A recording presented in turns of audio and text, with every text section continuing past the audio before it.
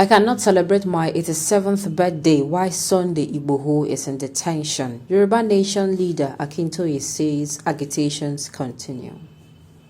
Welcome to the news and please subscribe to our channel.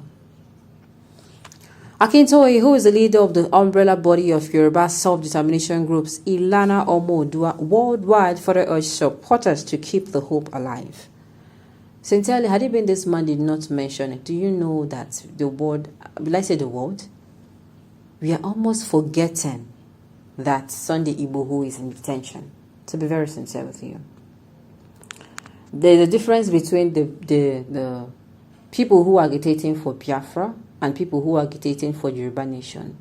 Biafra, they are doing their own so fiercely that, in fact, everywhere you go online, posts that are not concerning it, you see somebody coming out to post to make sure they link that particular post to him. You know, they are keeping the hope alive. But I cannot say the same for Yoruba agitators. I don't know if they're kind of, will I say, scared, or they're trying to play or tread with caution because they're seeing how the federal government is actually dealing with the indigenous people of Biafra. Let's find out more. The news in detail, please. Stay with us. Popular Yoruba historian Prof. Banji Akintoye has said he and all those who believe in the actualization of the Yoruba nation will never allow the Nigerian government to criminalize the struggle.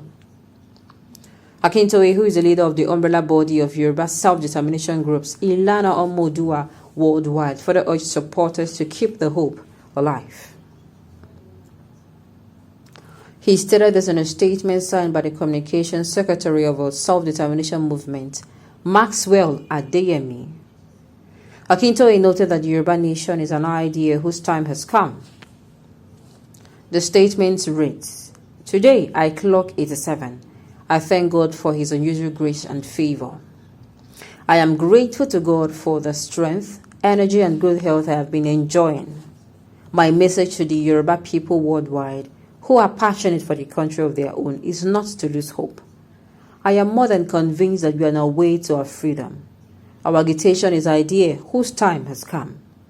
We shall keep the struggle alive and beyond the manipulation of the Nigerian government. We will not allow the Nigerian government to criminalize our struggle. Yoruba people worldwide are urged never to be deterred." He added that many Yoruba patriots worldwide plan to celebrate my birthday, but I pleaded with them not to do so in honor of my son and one of our heroes in struggle. Chief Sunday Adeyemo, fondly called Sunday Igboho by all of us. I cannot be celebrating my birthday when Igboho is in detention. Okay, this is a very sad one. Since like I said, nothing, the heat. We are not feeling, I'm not saying these people should go and be violent, but we are not feeling it. Sincerely, if he did not say anything about it, to be very frank with you, a lot of Yoruba nation, except the core ones that are in it, that, you know, it is not being proclaimed. They don't evangelize it enough. The indigenous people of Biafra, there is nobody, even if you are a northerner, you are a southerner, even if you live in the bush, and you don't have access to radio, somehow you will get to see them proclaiming this their gospel of, you know, Biafra must come, this one and that one. They're carrying it, but that steam, I think maybe they're losing faith, so he's coming out to tell them not to lose faith, not to be deterred, not to be frustrated. He's kind of coming out to encourage them because, sincerely, if you ask me, I don't see the crime Sunday Igboho has done. I don't even see the crime Mazi Nnamdi Kanu has done. Some people will come from, yes, Sunday Igboho is a man who, I don't see what he has done. The Beninese government are actually keeping him there. The last I heard of him was when, I think, is it Malami? Is it the AGF? The AGF came out saying that they're waiting for the Beninese government for him to serve. What did they even say? That he's actually doing something there, like he offended the government. I'm like, The last we heard of Sunday Igboho was he was actually passing through Benin Republic to get to Germany. That was all. They did not tell us Sunday Igboho stole. They did not tell us he slapped somebody. They did not tell us he was convicted of a crime over there. All we heard was he was actually, will I say, kidnapped or abducted. No, abducted should be the word. They abducted him and they kept him in prison there for nothing at all. No crime at all. The same thing happened. I'm going to be using the IPOB group side by side because these are two self-determination groups that we know, that is, we know them. We know Biafran on their own is, they're not relenting. In fact, it is like, as they took away their leader, they become more like whatever was driving them before was tripled. They are coming out, they are not relenting, they are saying, no, this cannot happen.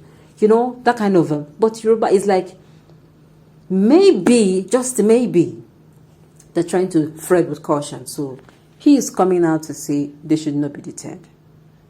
If the world would judge, these two men did not do anything wrong. Nothing.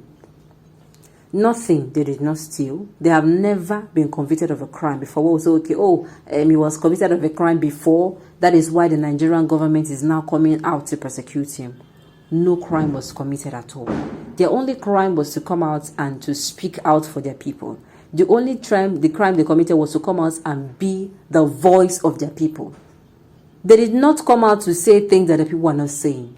Long before there was the agitation for Biafra or the agitation of the Yoruba nation, I tell you, these people have been talking. So people have even written so many, pieces, and I've sent to the government, and nothing was done about it. So these persons now, these two men came out, Sunday Igboho for the Yoruba nation, he came out and he's like, let me speak for these people.